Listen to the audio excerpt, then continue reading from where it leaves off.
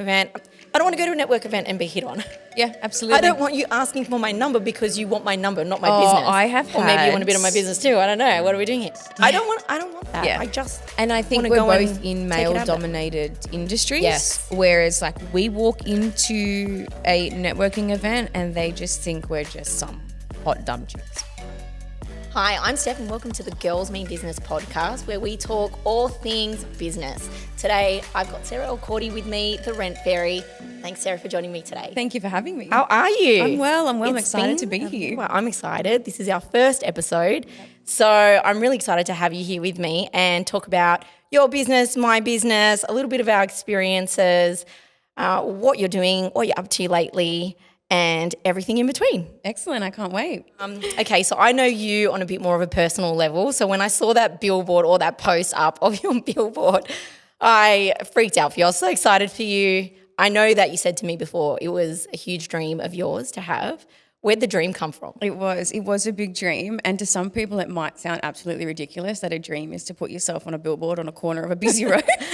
But for me, it was so much more than just a billboard on a corner of a busy road. Yeah. For me, it was something that I had written in a notepad in 2020 when I first started the Rent Fairy, and I had these goals, and to me they were absolutely ridiculous goals. But each year I'd kind of gotten through and I ticked off those goals and I did something, and it got to a point where I had made contact with someone who ran those billboards, and I was like, I'll just get a quote. And I got a quote back in like 2021 because I was just wanted to know how much it was. The quote was ridiculous. It was well over anything that I could imagine spending on anything. Yeah. And then fast forward 2024, I was like, I'm just going to try again. I'm just going to see what it is, see what I can do. Yeah, we have to go back. I was We have to like, revisit let's just, the dream. if I've got to take out a home loan, whatever it is, a loan, I'll just do it. Ended up getting in contact with him. He put me together a really, really attractive, good deal. And I was like, this is it. This is when it's meant to happen. Yeah. And then I was like, okay, am I actually going to put the Rent Fairy up in lights in the corner of Beverly Hills? And then I went back to that notepad and I was like, shit, like we're actually there. doing it. It's Yeah. there. But the billboard wasn't something where I hope I get leads from it, and it was a big marketing stunt. For me, it was something that I accomplished to say, you fucking did it. Yeah. You wrote it down, you worked hard, you hustled, you did that. So when I saw it up there, it was a moment where I kind of stood there on the other corner of Beverly Hills with my mum and a few of my girlfriends, and I said, look at what I've done. Yeah, I've achieved it. When you were writing it down on the notepad, where was it? Where did it come on your list? Oh, it was like far down the bottom. It was one of the delulu goals. But I was like, you know what? If I get there one day, then I know that I've done something right and I've created something fantastic. Yeah. I didn't expect myself to get there. Yeah. So when you're looking at billboards, when you said that you first made the inquiries about it, do you feel like life has a funny way of working itself out, right? So sometimes your opportunities come to you and it's not the right time. Yeah. So now do you look back at that and go, yeah, that point in time when I was making those inquiries to put myself up on a billboard, like was that, reflecting on that, was the right time? No, it wasn't the right time. Had you achieved the goals that you thought or that you wanted to achieve? Had you achieved them at that point? Probably not. In 2021, it was just, like I said, I think I must have been in a state of delusion to think that I was going to go 1 year into business and put myself on a billboard. Like that mentality that I had then, I think was more for, it's marketing, but I wasn't aware completely of how marketing works and how I can market the Rent Fairy in other ways. And then when it kind of just landed in my lap, it would have been October last year. Yeah. I was like, brilliant. This is a birthday present to myself. I launched it the 10th of Feb, celebrated my birthday on the 12th of Feb, and that was my birthday week, was seeing myself up in lights and literally me sitting on a chair. And that photo was taken at a previous shoot. That wasn't something that I'd planned. And it was perfectly taken. How hard was it to choose the photo? Yeah, well, it was very easy, actually. I just set up, there I am. Take a seat, rest your feet, let us find your new street. And I had my feet up on a chair and I said, that's it.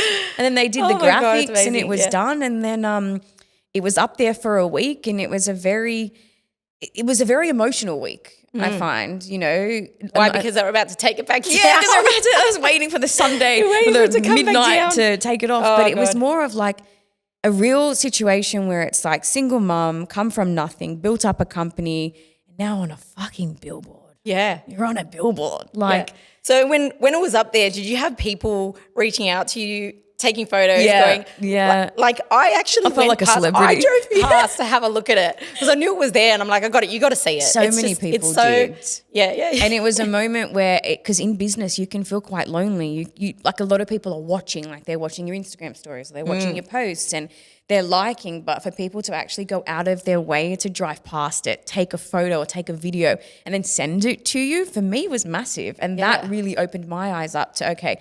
There's people out there who actually genuinely give a shit about me, about my company, and about my milestones. Or have followed you for enough time to realize where you've come from and where you are. Exactly, yeah. The growth.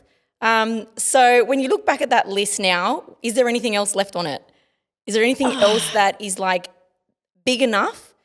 Or do you need to write a new list? I think I need to write a new list. I think I haven't, now that I've achieved that, I think my goal list needs to get bigger. Yeah. Absolutely. Yeah, so is that something that you sit and think about? Yeah, often. Yeah. But it's like how big do we go? You know? And I think that's another conversation in business is like when are you content or are you never content in business? I don't think you are ever content and in you're business. Constantly chasing the big things. Would I do a billboard again? Potentially somewhere in an area that I know I'm going to get a bit of business back from. The St. George area isn't a large area that I do a lot of rentals in. It would need to be Bondi in the east, in the inner west, where I would probably go next. But I don't, it's not something that's, again, going to be on my list. It's kind of done, dusted, appreciate it, loved it. But would I go again? Not too sure. So did you drive past it every day? Every day. So what they had done was during school hours, so the school zone hours, 8 to 9:30, 2:30 to 4 o'clock, you're not allowed to have rotating ads on because the way that it functions is every 15 seconds, I think it rotates to a few ads. And then you come up, I think, like every 45 seconds. But on school zones, there's only allowed to be one ad. So for 7 days or 5 days of the school, for an hour and a half, it was just the rent ferry during peak hours. Really? Yeah. So I'd drive my son to school. But you want to go see mum on the billboard? We'd drive past it. Yeah. And then we'd have a look at it and it'd be, you know, he's even like, oh, my mum's on the billboard. It's insane. And I think that gives, like being a parent as well, being a mum in business. Yeah. There is this sort of thing, well, I don't know for you, but for me, I want to do things that inspire my children to probably potentially go into business or to have dreams of their own and achieve those dreams. So was that something that you had in mind, like taking Geordie past, like your son's I wanted Geordie? to show Geordie that mum, obviously he's well aware that I'm the rent fairy. He comes with me to pick up newspaper articles of when I've been in it. He's on the mic making reels with me. He's well aware of what I do and he understands the context of mum helps people find people houses. But when I got there, I said, look at mummy and look at the rent fairy up on the billboard. And he understood it full whole. He went to school and told everybody he was on a billboard. They was probably thinking, what do you mean your mum's on a billboard? Your mum was here this morning. Like, did he just take in the photo? I should have taken him in the photo, but he understands it. And for me, it was more of an opportunity to tell him that you can do anything if you just put your mind to it and you work hard for it. Yeah. But he's still quite young, so I might have to just show him the videos in a couple of years. When and he just tells as me, another reminder. Yeah, when he tells me he can't do something. Yeah, I'll it's say, giving me look like at an what Mum activity I want to take home now and do this with my kids. Yeah. Because like we just talked about you writing down on the notepad, your list, your dreams. Like it's actually so important. Like I had dreams when I was a kid. And sometimes when I reflect back to those dreams that I had when I was a kid, it's almost like I manifested where I am in my life because I used to think about these things that I want to do this and I want to do that when I'm older. Yeah. It wasn't intentional, of course. But I'm going to go home and do this with my kids. I think it's great. Because, I was doing this from a young age, like dreaming and manifesting and having ideas and wanting to be at a certain point or do certain things in life. I feel like I've done a lot of those things. Yeah. That were on but my sometimes list. you become a mum and you go into a mum and a business owner and you go into some sort of like autopilot where you forget to give your kids that chance to manifest and understand goals and dreams. So I made it something of a personal goal this year to teach Jordan to understand the small things and setting goals and also like responsibilities, but letting him know he can do it. For example, like riding a bike. We're learning how to ride a bike without the training wheels. And he keeps telling me, I can't do it. I'm going to fall. And I'm like, no, we will get there. You just have to be patient. Yeah. It's not going to happen right now, but the more you practice, you'll get there. Yeah. So I'm taking that kind of goal or that kind of training of no training wheels on a bike to teach him that it not only does it come into effect with the bike, but it's everything in life. Yeah. Still young. Now that you've mentioned the mum, the work life kind of juggling that sort of dynamic, what has that been like for you? I want to know because, I've really in the last probably 24 months had to juggle both. Yeah. Had to juggle business and being a mum. I don't have a backup anymore. So I kind of want to know from your experience, I know you're thrown in the deep end with it as well. I don't know what work-life balance is. So how do you manage it? Do you go out to others? Do you try and get help? Do you rely on family and friends? Yeah, I'm lucky that I have a very, very great support system in my mum and my siblings and my friends as well. But I guess it's just something that you learn to just juggle. I mean, when I first became a single mum, my son was 3 months, 10 months when I launched the Rent Fairy. He'll be 6 in July. So the last almost literally 5 years of the Rent Fairy, it's just been mum life is always at the forefront. Being mum is always the most important thing, but I can't be a good mum if I don't have an income and I can't provide for my son. And I can't also be a good mum and a good businesswoman and, an owner and a mentor to my staff members if I'm not good in myself. So there's a one non-negotiable that I do as much as I can, and that's go to the gym. Because I do think mental health, when you are wearing so many hats on your own, is crucial. And we all have the days where your mental health is horrible. It wasn't too long ago and it was you're in that state where you don't even want to get out of bed. But because you have a child and you have a business and people rely on you, you have to no push choice. through. You have to push through. So again, with goal setting and going back to that, I knew what I wanted to achieve. I knew what I had to do. I just had to push through it. And it wasn't my son's fault that he was, left with just a mum. And it shouldn't fall on him. The hard day shouldn't fall on him. So I had to, get up, show up. Yeah. And I'm lucky enough that I created something that gives me that flexibility of being able to be a mum that's 100% present, whilst also growing something that at the end of the day is for him. And so you go to the gym, every day? I try to go every single day. Do you think that this has made a huge difference in the way that I think so too. Absolutely. Yeah, I think so too. So that's something that I do as well. I miss the gym. gym. I feel like I couldn't do it. Like I'm not. No. I've been a pretty physically active person always, but it was never my intention to go and become like someone who went to the gym routinely every single day. Yep. But it's actually it's the after feeling of it. Yeah. So there's lots of people who sit there and explain the benefits and health benefits of whatever, going to the gym for your mind and everything. But it's something that I had to feel myself. Yeah. Like absolutely. I had to go to the gym and have that feeling. And now I feel like if I go a day or two, like weekends pass, because I won't go on the weekend at the moment. Don't talk to me on a Monday morning until I go to the gym. It's the same. Yeah. I'm like, I need that routine. Yeah. I don't know. That It's just that 45 minutes where I block off. I set up my staff members. We chat in the morning.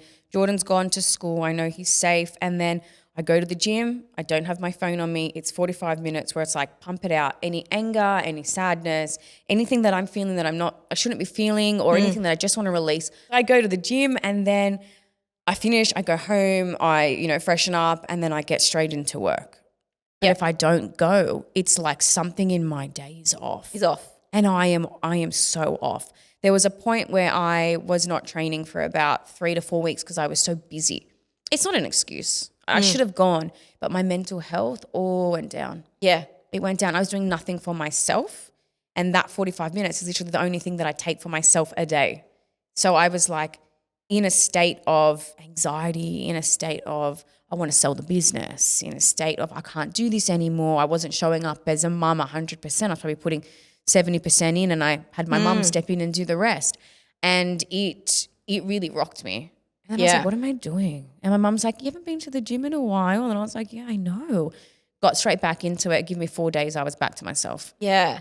It's actually amazing how much mental health takes a toll on the way that you work in business. Yeah. Not just in life, being a mum, of course, but in business, mental health is everything. And I don't think we don't really focus on it enough. Well, I don't know if it's a mum thing or I'm not sure, but we don't focus on it enough. I think it's a time thing when you are in business and then chuck being a mum on top.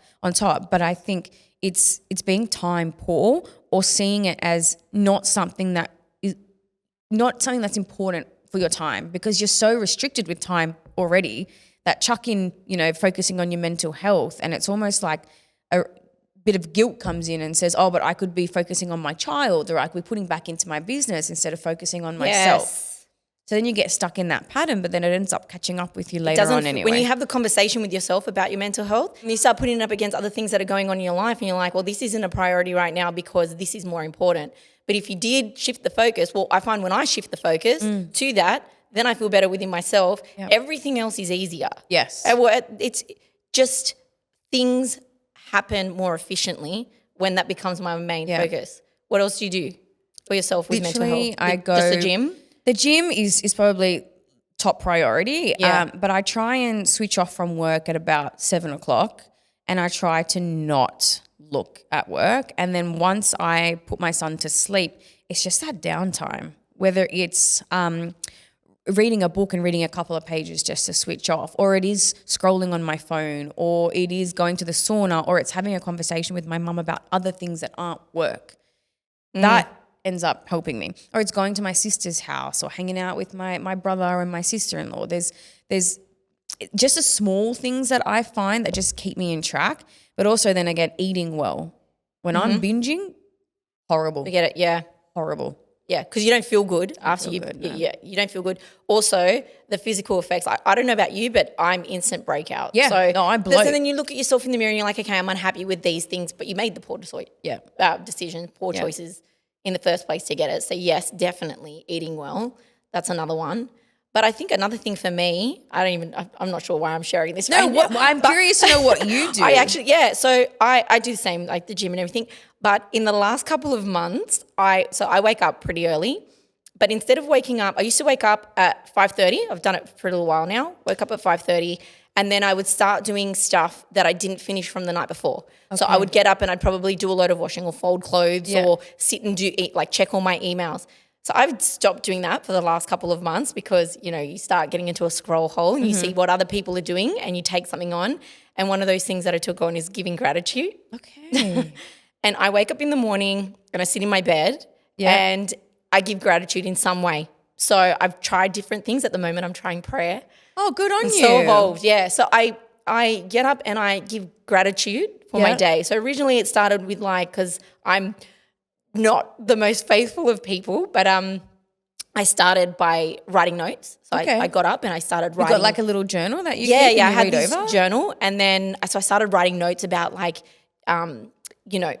to nobody, just thank you for my blessings, thank you for the things that I've achieved, reflect back onto where parts of my life where I was maybe 2 years ago or 5 years ago, and then give gratitude for being in the position that I am in comparison to the position that I was. And that's I started so with important. that. And now it's totally evolved. Yeah. So it went from that to manifesting. So I started doing that a little bit. Yeah. And now so now I've refined it all and I actually start my day in prayer. Excellent. And I just pray for and give thanks and pray for more blessings and pray for others to get the same blessings. That's amazing. And then I'm just in this really positive mindset. The whole day you'd be. Because you don't start with a doom scroll, and that's something that I've been also trying to work on. But I do think a Girls on Fleek gratitude journal should be in the works right now, because if we could all get on the bandwagon of starting our morning with gratitude and to have something that is a little gratitude journal, a little pink and red one, I would be in the mood for that. But it was more just put myself in a positive mindset. What is going to have the most profound effect on me, my emotions, and my mental health for the day? And it is. It's doing that. I get a lot out of it, especially when I turn it towards other people. So originally when I said with the note, when I was writing it in a notebook, it was all about me and giving thanks about me. And then now as it's evolved, I'm like, okay, I want to have these positive thoughts for other people in their life. So think about where others are not doing well and pray for them. Yeah. And then you add me to that list, please? Yes, thank you.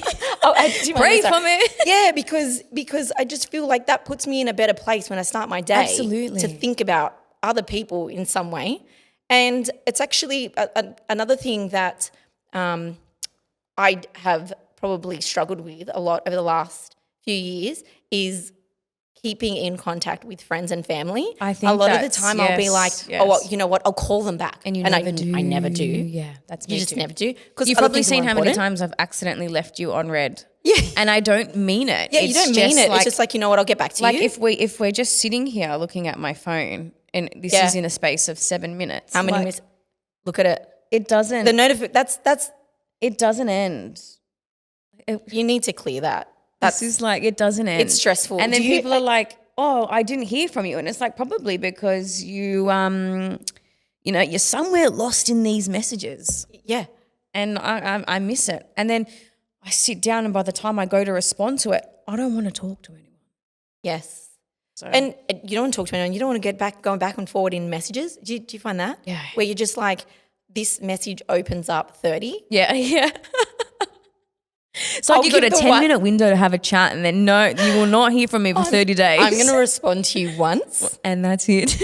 And when you don't get a second response, it's because that was my capacity. That's it. So no, that's great though. I think that's really fantastic. I started doing that. And then the gym. Yeah.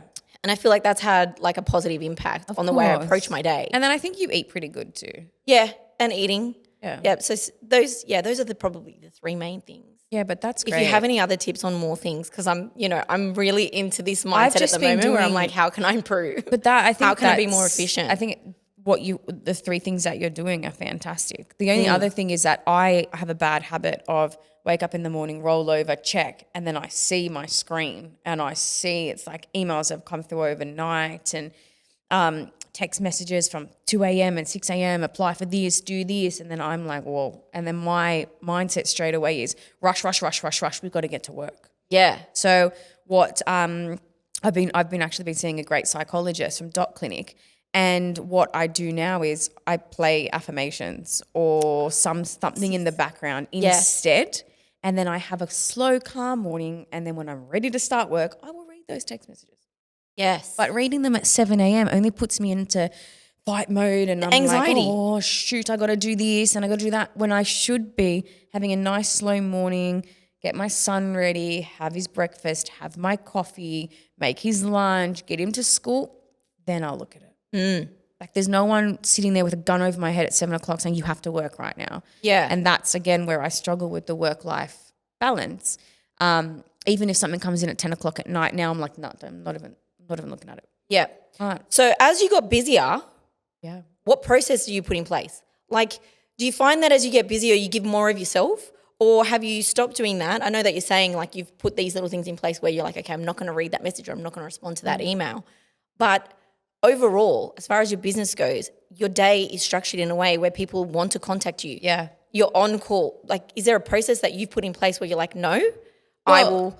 I have certain staff members and I have a manager who will take over any calls that I'm unable to answer or action in that day. So I'm really lucky in the sense of there are certain people you have to go through before you get to me now, because the problem should come to me or the call should come to me if my team can't figure it out. Yes. But I still oversee everything. So I still, 5 years on, very much work in the business as well as on the business. But I work in the business because I want to see what's going on, not because I don't have the capacity to step away and just work on the business, as a lot of people do chase when you are an entrepreneur. You shouldn't work in the business, you should work on the business. I get that. But when it's a business you've built from scratch and from your heart and soul, there's no room for fuck-ups. You want to see what's going on in your business. And I'm lucky enough where I do have the capacity to sit with my staff, figure out what's going on, jump in, do some work, understand my client situation. So when I do speak to them, I'm not like, sorry, what property were you talking about? I know what's going on. And I think that's very important. I think that people try to build businesses very quickly so they don't have to work in them, and that's where they fail. Yeah. Well, I don't like the approach where you get too big for your business. Yeah.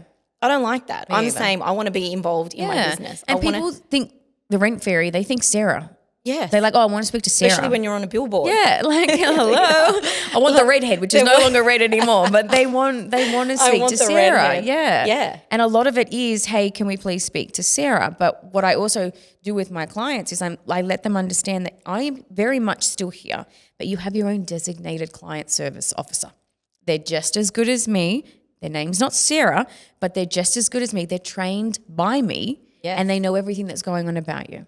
work with them. If you can't work with them, then you can come to me. Yeah. Otherwise, I'm 50 plus clients at a time coming at me is a lot. Yeah. So I have a really good team who take on and do what I need to do. And then now my sister works with me, which is fantastic. Amazing, which is good. Sometimes it's great to have family Yeah, involved. she's taken over the right inquiry hand. side of it. So it's good. Again, people call to speak to Sarah. So now they get Marion, which is the second best thing because she's still blood, I guess. She takes on the inquiry. She takes on, and we sound the exact same. So if they've spoke to me It is before, they Sarah. probably think that they're still speaking to me. But that's been a pretty big milestone as well, having someone come in that gets to speak to the new inquiries as well, because I'd been doing that because, again, I'm more of a personal touch. Like, the Rent Fairy, you see my face all over Instagram. Why shouldn't you talk to me? Yeah. I think that's important. Yeah, it is. So then what's your role? What do you, on a day-to-day basis, what's your involvement now? I oversee everything. So I obviously do business growth. So if there's anything in terms of like our social media marketing collaborations, growing the Rent Fairy. And then I also do client the same as what my girls do. If they need help doing an application, I'll jump straight in there. If they want me to do the search, I'm jumping in, I'm doing the search with them. So it's not every day changes depending on what needs to be done. But I'm like the flying fairy. Like I just float around, whatever the team needs me to do in terms of workload and client stuff, I'll jump in on it. Like I'll probably leave here today, go home, do some applications, do some searching, and then see how the day goes. Yeah. So when you started the Rent Fairy, when you came up with this idea, this is what I'm going to do, did you do it as a business or did you think I'm just going to give something else a go? This is going to be my side hustle? Or what was the idea when starting the Rent Fairy? Okay, when starting the Rent Fairy, it was an idea that I had prior to 2019. I remember sitting in a car with another real estate agent and I said, nobody really looks after the tenants. And I said, I was a property manager. I said, I had 49 applications. One of them was approved. 6 of them were processed. The rest of them just got a generic, sorry, unsuccessful email. And I was like, but none of those other applications are really completed properly. And I was like, but these people have no idea about it. They don't know, they're going to be stuck with no house because they can't fill out the paperwork. So I had this conversation with him and I was like, imagine if you had like someone who helped you do the whole rental application. Forgot about it. Didn't think about it. I'm pretty sure I wrote it in my notes in one of my phones. And then after the whole separation, single mom, I was like, why don't I just try this? What happened was I was on maternity leave actually. And then they were like, you can come back as receptionist. And I was like 2 days a week. No. Pretty sure I was a full property manager with like 200 properties under me and now you're going to take me to reception. I didn't go back, but I was like, what on earth am I going to do? And I was like, to be honest with you, I was on Centrelink. I was like, I'm on single parent payment. I was struggling. I was selling baby clothes to make additional money, okay? Jordan couldn't fit something. I was like, you can't fit that anymore. We've got to sell it. Like, I had to make ends meet. Your baby was just in singlet and nappies. He's in singlet and nappies. It's like the clothes are on eBay. Don't get me in trouble, no. And I was like, I just sold anything. Pram, shoes, whatever I could sell just to make ends meet. I was hustling on Facebook Market Share, I tell you. People were coming to my house taking baby stuff. Like, I just had to do it. And then I sat down with my mum and my sister, I remember, and I said, I've got an idea. I don't know if it's going to work, but I'm just going to try it. All my ideas came to me in the shower. And I would like write it down. I had this notepad. It's still at home. I had this notepad and I had all these ideas. I've never, ever, ever run a business before. I didn't know how to structure a business. I didn't know how to charge in business. I didn't know how to do anything. I said, fuck it, I'm just going to wing it. What am I going to lose? If I don't make money, I don't make money. I'm on Centrelink selling baby clothes. I'm on Centers, babe. Why not now? While he's still young, when I started coming up with it, he was like 8 months old. I was like, he's still young. He still needs me. He's not going to go to daycare yet. I was going to do something with my time. Let me just try it. After I told my mum and my sister, we were driving home, my mum's like, what about the Rent Fairy? It's like, Rita, that is brilliant. Went home, called my other friend. I said, I need a logo for the Rent Fairy. She came up with a fairy on the house. I was like, this is gold. This is beautiful. I was like, this is perfect. Someone thought of the business name. Someone did the logo. I was like, this is fantastic. And then I was like, okay, but how does the process actually work? Like, what am I doing here?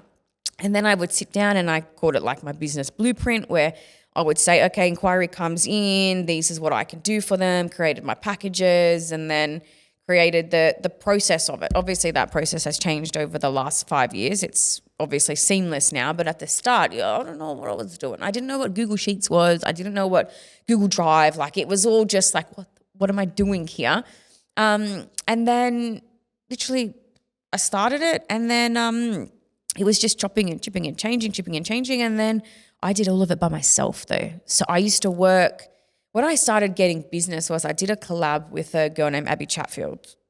Abby, if you're listening, I love you because she allowed me, with her exposure of the Rent Fairy, it just overnight took it into the Brisbane market, Gold Coast market. So then I went from just targeting Sydney to then being in Brisbane, and I didn't know fuck all about Brisbane. So I had to study, research, understand. When they called me and they said, I want to live in Fortitude Valley, I knew where Fortitude Valley was. I knew where it was. Yeah. And I wasn't like, yeah, sure, give me 1 second, and Googling where it was.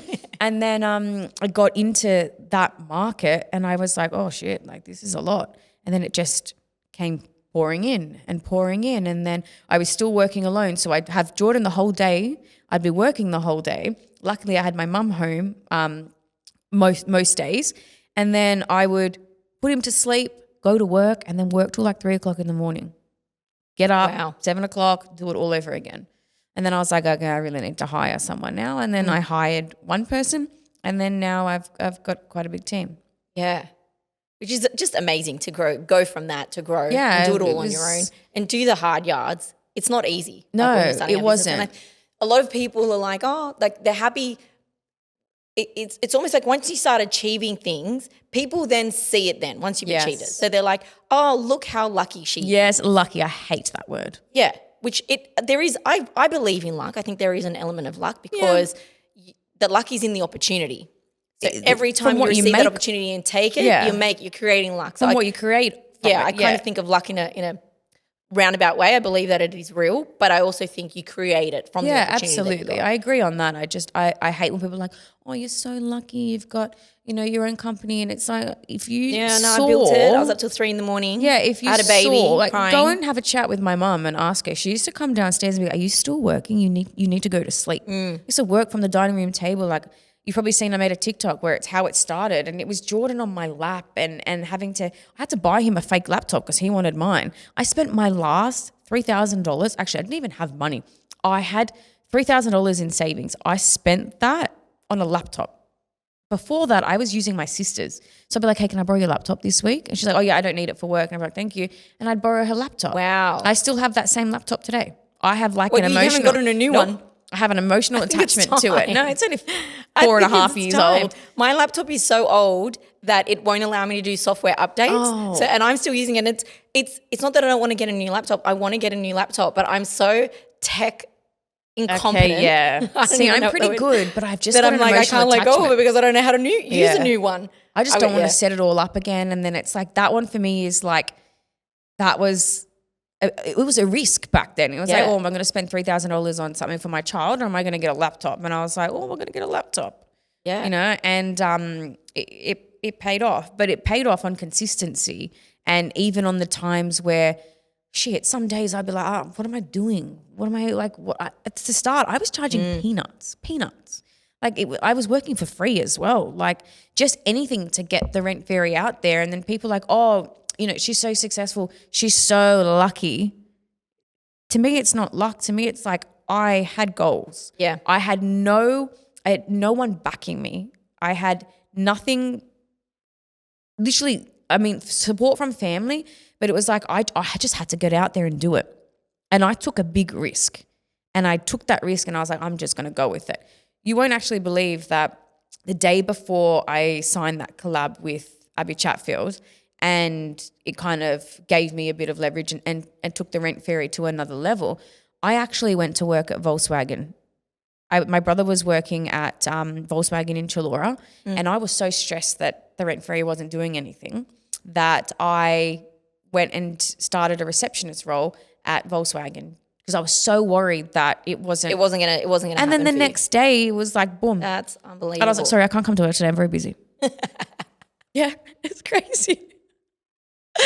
in one day. I asked The my day brother, before, I you're tell like, you- I really need this job. I'm a single mum and I'm Literally, selling clothes. that was me. I need this job. I'm sorry, I can't come in anymore. I was like, I really need a job. And my brother's like, I'll get you a job. And I was like, yeah, because I just don't think like I was getting inquiry, but I was getting no traction, you know, and I was trying to build the Instagram page and all that kind of stuff. And it was just like, Centers wasn't doing well. I probably sold everything that I had for a kid.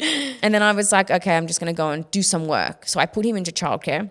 And then I went to go and do some work 2 or 3 days a week. And then literally 3 days after I started, I was like, I can't come anymore. Wow. Yeah. Yeah. But see, that goes back to like the opportunity presenting itself and you taking it. Yeah. Like, I could have been like, no, I can't collab. I've got a full-time job now or a or part-time job. I don't want to collab on this. What am I going to, Yeah, what's but it I going was to like, bring? no, I I'm don't doing think it. so. Yeah. You mentioned Instagram. So when you started on Insta or socials or TikTok, you said, have I seen your TikTok video? No, I haven't because I don't have TikTok. Yeah, I don't have TikTok. So on your socials, how do you use that and how did that transform your business? Did it work for you? At first, it was Socials landscape has changed. yes. To the point where it's almost cringe. Like I'll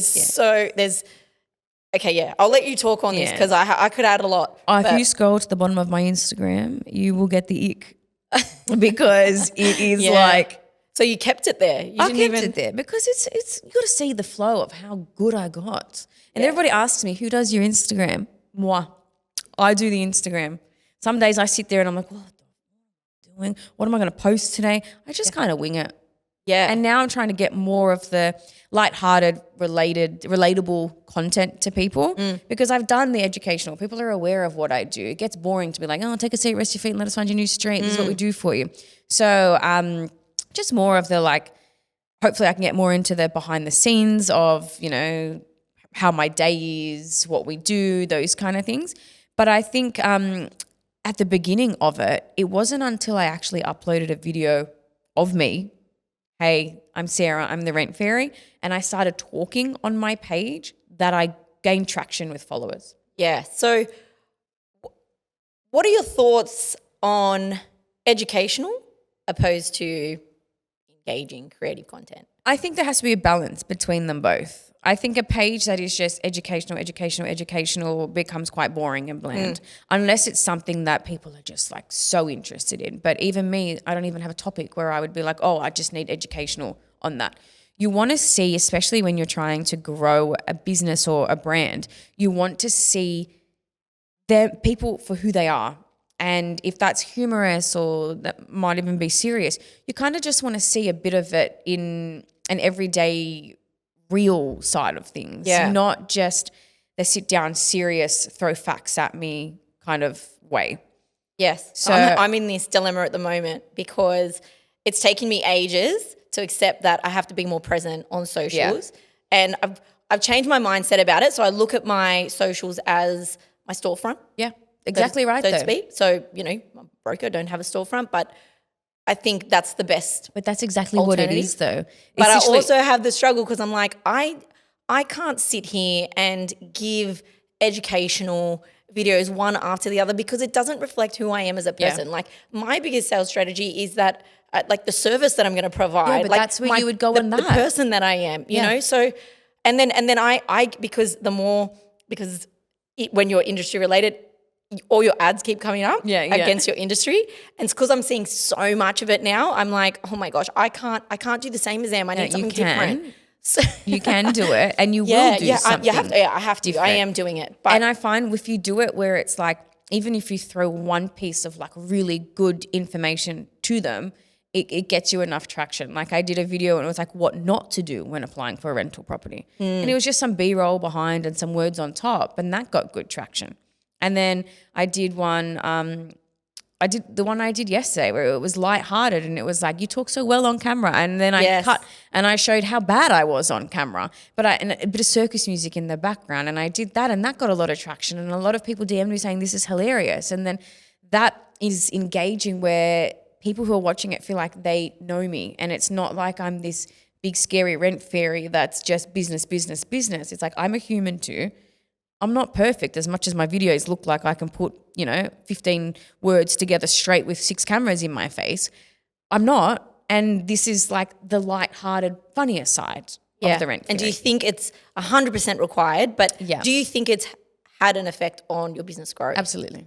Indirectly. I feel like people are more comfortable when they see the lighthearted, relatable side.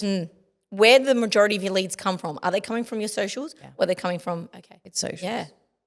How interesting. Socials and then Facebook groups, surprisingly. So Really? a lot of my work is a lot of people overseas. So New Zealand, they love me. It's like there must be like Kiwis moving to Australia and people are just commenting the rent fairy because we ask where all our inquiries come from. And majority of it is I saw you on TikTok or I saw you on Instagram or a Facebook group. Yeah. Or it's a referral because you got to understand that rentals and living situations are dinner time topics. It's people are, have you found a house yet? Or we got a termination notice, we need to move, or we don't want to live here anymore. And then one person will say, have you seen the rent fairy, or I've used the rent fairy, or why don't you call the rent fairy? And then that is, it's a household name it's now. a modern day word of mouth. Yeah. Isn't it? Just fantastic. And I always wanted to be a household name. One of my goals in that notepad was to become a household name. And I think I ticked that off in 2023. Really? Yeah. Wow. Just something good. I love that your goals are a little bit out of the box. They Your have to household be. name. They're big goals, Yeah. actually. They're huge goals. Yeah. I'm going to write a goal Some of them are list too. absolutely delusional, but at the end of it, like, there's nothing wrong with a little bit of delulu if it keeps you on you've track. gotta have that. You know, You've gotta have that. Like, I think my goals are delusional. well, but share one of your goals with us. What is my goal right now? One of my goals, let's go for the most delusional. Oh, wait, okay. I'm going to go really out there with my most delusional goal. Pedro knows this because I came to him and he's like, what do you want to do? Like, what do you want to achieve with the podcast? And I said, so I want my own reality TV show. Brilliant. Brilliant. Yeah, so like I genuinely want that. But it has to be something like for me, it's, well, you know how I am. I'm just like obsessed with anything that's business related. So it has to be something that's business related, but also incorporates like the social aspect of my life. Yeah. Because I'm a very social person Yeah. as well. Which is why now I just start a side business and start networking But groups. good on you, though. It's my little passion project. And I bet that was in somewhere in your little notepad of your goals. No. Was to No, that would not have at been all. up But here like then. I've got girls on fleek, and it's it's just so rewarding for me, and it's so motivating for me to continually surround myself with women who feel and think the same and want to achieve the same things. Yeah.